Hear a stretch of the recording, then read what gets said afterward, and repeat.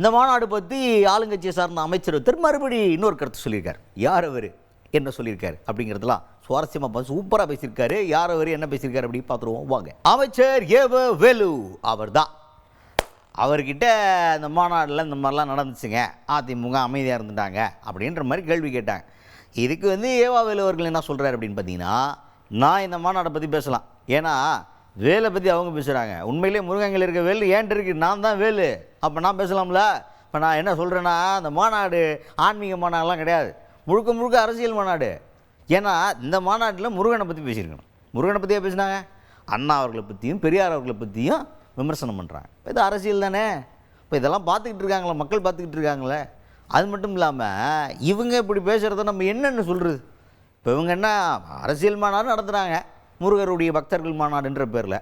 அப்புறம் அவங்க பெரியாரையும் அண்ணாவையும் புகழ்ந்தா பேச போகிறாங்க மாட்டாங்க. அவங்க அவ்வளோ விமர்சனம் பண்ணுவாங்கன்றது நமக்கு தெரியும். இதை தான் நம்ம எதிர்பார்க்க முடியும். அப்படி பண்ணுறவங்கள்ட்ட போய்ட்டு ஏன் பண்ண எதுக்கு பண்ண நம்ம மறுக்கா போய்ட்டு பேசிக்கிட்டு இருக்க முடியுமா? இதுக்கெல்லாம் காலம் 2026 தெரியுங்க. இதெல்லாம் பார்த்து மக்கள் ஏமாந்துருவாங்கன்னு நினைக்கிறாங்க.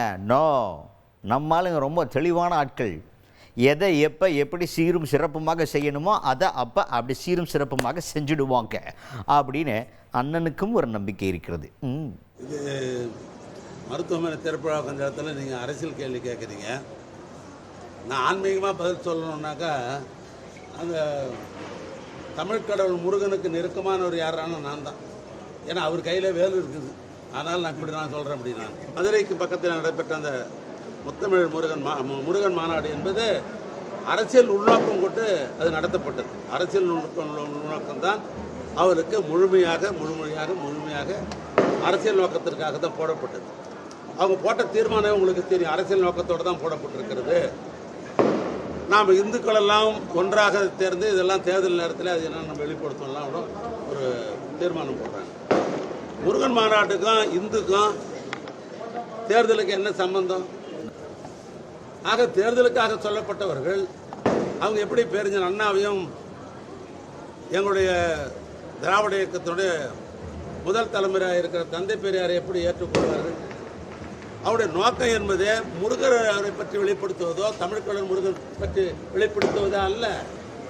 அவர்களை பொறுத்தளவுக்கு அந்தந்த மாநிலத்திலே ஏதாவது புகழ்பெற்ற கடவுள் இருக்கும் என்று சொன்னால் அந்த கடவுளை முன்னிறுத்தி தன்னுடைய அரசியலுடைய இருப்பிடத்தை காட்டிக்கொள்வதற்கு அதற்குத்தான் அந்த மாநாடை பயன்படுத்துவாருடைய.